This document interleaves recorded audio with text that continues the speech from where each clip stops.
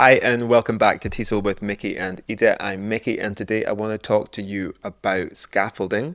Scaffolding is a concept which is really closely related and important to the zone of proximal development that we talked about in the last episode. So think about a time when you've been with your learners in the classroom, you're trying to help them because they're stuck on something. You maybe give them some keywords or re-explain the instructions to them, and this helps them progress. This situation is just a simple way of thinking about scaffolding in action. But let's take a deep dive into this and think about what is scaffolding? The term scaffolding was first introduced by Bruner, Wood, and Ross in the 1970s. Now, they were scholars from North America that advanced a lot of Vygotsky's work, so the term scaffolding doesn't directly come from Vygotsky himself. Bruner, Wood, and Ross took the term scaffolding as a kind of metaphor from the construction industry. So if we think about applying this concept or this metaphor to education itself and specifically to our TESOL practice, scaffolding refers to like a temporary support that allows learners to accomplish something independently. In the zone of proximal development, we're trying to move from what learners can do with help to what they can do independently. And this help is what we're going to call scaffolding. Now, we're going to use scaffolding rather than help because it's actually really more than just helping someone. It's a thought out structure. And therefore, if you think about from the macro to the micro level with our curriculum, with our lesson plans, with our practice, we are going to implement well thought out structures that can help our learners progress. This means that scaffolding can be designed into the curriculum or into the lesson, and it can also be something spontaneous that happens in teacher and student or student and student dialogue in the classroom. Let's consider some of the key principles of effective scaffolding, and let's use the academic literature to help us with this. For instance, Van Leer in 2004 highlighted what they thought were 6 key factors of effective scaffolding. Let's go through them one by one. The first one was continuity. Continuity is when we repeat tasks with variations throughout our practice. Continuously repeating things in a similar way brings about this familiar pattern to our practice, and it can help to lower risk for the learner and can also build trust with them, which is really important to practice. The next feature is contextual support. Contextual support is where we add cues such as realia, it could be paralinguistics, it could be repetition into our practice. And we do this because we're trying to support the learner in terms of giving them some clarity by helping the class be more accessible. And in doing this, we can help to bring concepts out of the abstract for our learner. The third is intersubjectivity. Now, intersubjectivity is where we try to create an understanding between us and our learner. This could happen, for instance, by trying to clarify an activity. How often have we given instructions and then no one actually understands what to do?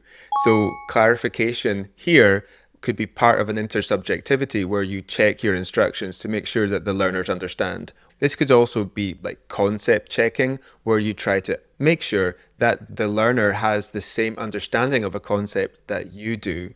And if we think about this, we're kind of back to trust again in the classroom. If I check concepts, if I check understanding, it means that I want my students to know what they're doing. I want my learners to succeed. This is a really, really positive way to work with your learners to demonstrate that you actually care about their success. It's really positive for the classroom. The next is contingency. Contingency requires a lot of reflective practice and self-awareness from you as the practitioner because it's about adapting to the learner's responses. It's the opposite of having a one-size-fits-all approach and thinking, okay, I may have planned this out, but is it actually working when I'm in the class with my learners? Is there something that I need to adjust? Am I providing the right amount of support here? Maybe I've over-planned this. Maybe I need to withdraw a little bit from interacting with them in the group. So it's thinking really carefully about what's going on in the classroom and how can I adapt? What's my contingency plan for what's actually happening in situ? The fifth feature is handover or takeover. So this is gradually where you as the teacher are reducing the responsibility that you have and giving the learner more responsibility. Think about the ZPD being something which is dynamic, it's always shifting, and this means that over time the learner should be doing more and you should be doing less. Finally, we have flow,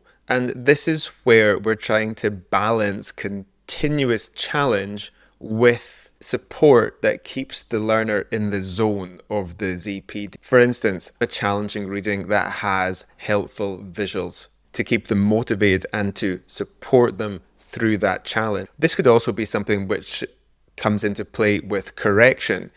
Is the correction we're offering in the classroom helpful to the lesson, or is it interrupting? Is it disrupting? Is it demotivating the learner? We have a lot of things to think about when it comes to flow. The academic literature also tells us about peer and collective scaffolding. This means that scaffolding does not have to be just between the teacher and the learner. It can be between peers. Think about it as explaining to another person. So even when I think about myself trying to explain this to you, I have to know it really well. I have to think it through. And even though I do know it really well, when I prepare to make this video, I have to think really hard about how to organize and reorganize my thoughts so I can explain it effectively. So there's something really powerful as a part of scaffolding that if we teach someone else something, it's a really good way to learn and to consolidate and to develop our own thinking. The final thing I want to mention is amplification rather than simplification. So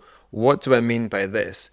Well, scaffolding isn't about simplification. It shouldn't really be about that. For example, a graded reader. So let's take a reading class in our TESOL practice.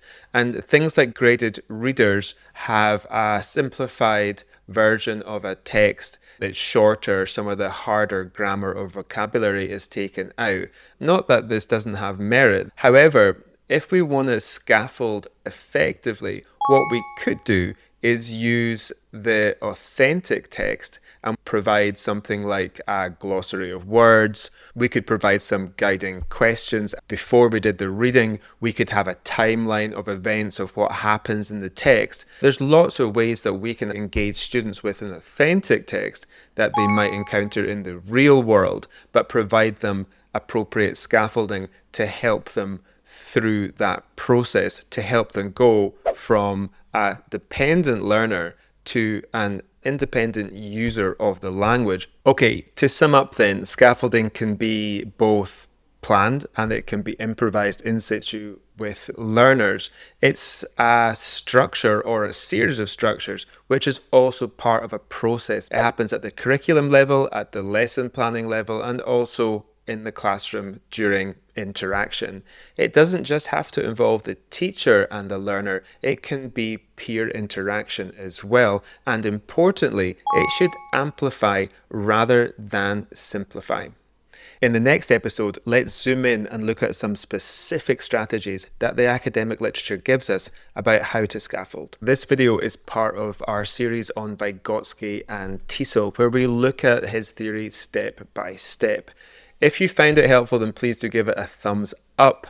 Please subscribe to our channel, and more importantly, if you think that anyone can benefit from the information in this video, then please do share it with them. Thanks for watching. We'll see you next time.